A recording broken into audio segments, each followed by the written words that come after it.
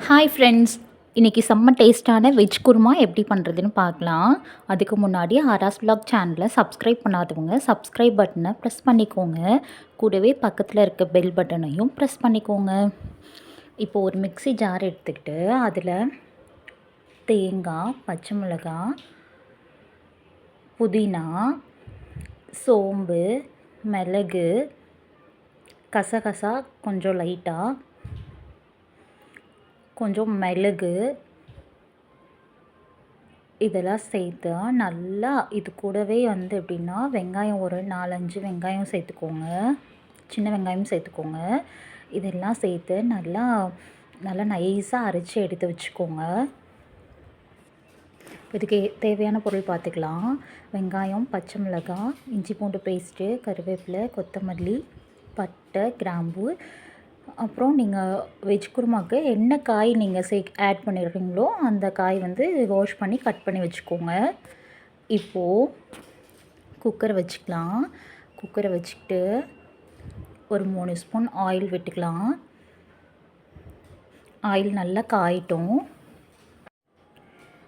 Oil நல்லா காஞ்சதுக்கப்புறம் கடுகு சேர்த்துக்கோங்க. கடுகு நல்லா பொரிஞ்சு வரட்டும். ஆயில் நல்லா காஞ்சிருந்தால் தாங்க கடுகும் நல்லா பொரிஞ்சு வரும். ஆயில் காயாமல் கடுகு போட்டிங்கன்னா கடுகு பொரிஞ்சே வராது. இப்போ பாருங்கள், கடுகு பொரிஞ்சு வந்ததுக்கப்புறம் சோம்பு கொஞ்சம் சேர்த்துக்கலாம். அதோட பட்டை, கிராம்பு சேர்த்துக்கலாம். கருவேப்பிலை சேர்த்துக்கலாம். கருவேப்பிலை சேர்த்துட்டு ஒரு பச்சை மிளகா சேர்த்துக்கலாம். ஏன்னா நம்ம தேங்காய் கூட பச்சை மிளகா 2 சேர்த்து அரைச்சிருக்கோம் பாருங்கள். அதனால் நீங்கள் தாளிப்பு கொடுக்கும்போது கம்மியாகவே சேர்த்துக்கோங்க. இல்லை உங்கள் காரத்துக்கு தகுந்த மாதிரி நீங்கள் எவ்வளோ பச்சை மிளகா ஆட் பண்ணணுமோ அவ்வளோ ஆட் பண்ணிக்கோங்க. பச்சை மிளகாய் ஆட் பண்ணிவிட்டு ஒரு பெரிய வெங்காயத்தை கட் பண்ணி வச்சுருக்கேன், அதை ஆட் பண்ணிக்கலாம். ஆட் பண்ணிவிட்டு வதக்கி விட்டுக்கோங்க. லைட்டாக உப்பு போட்டு வதக்கினீங்க அப்படின்னா வெங்காயம் கொஞ்சம் சீக்கிரமாகவே வதங்கி வந்துடும். அதனால லைட்டாக உப்பு போட்டுக்கோங்க. உப்பு போட்டுட்டு நல்லா ஃப்ரை பண்ணுங்கள்.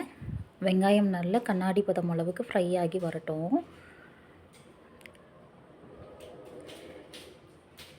ஃப்ரை ஆகி வந்ததுக்கப்புறம் இஞ்சி பூண்டு பேஸ்ட்டு சேர்த்துக்கலாம். ஒரு 2 ஸ்பூன் அளவுக்கு இஞ்சி பூண்டு பேஸ்ட்டு சேர்த்துக்கோங்க. சேர்த்துட்டு கட் பண்ணி வச்சுருக்க காயெல்லாம் ஆட் பண்ணிக்கோங்க.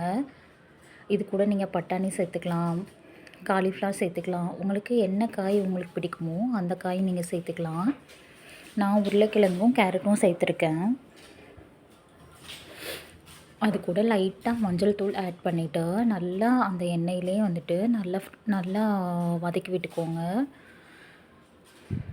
வதக்கி விட்டுட்டு நம்ம அரைச்சி வச்சுருக்கோம் பாருங்கள், அந்த விழுதை ஆட் பண்ணிக்கோங்க. விழுதை ஆட் பண்ணி நல்லா மிக்ஸ் பண்ணி விடுங்க.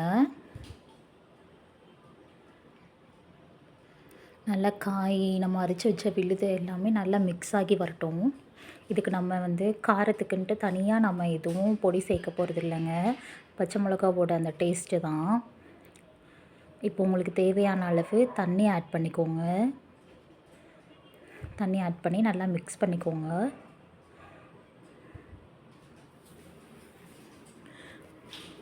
நல்லா மிக்ஸ் ஆகி வந்துடட்டும்.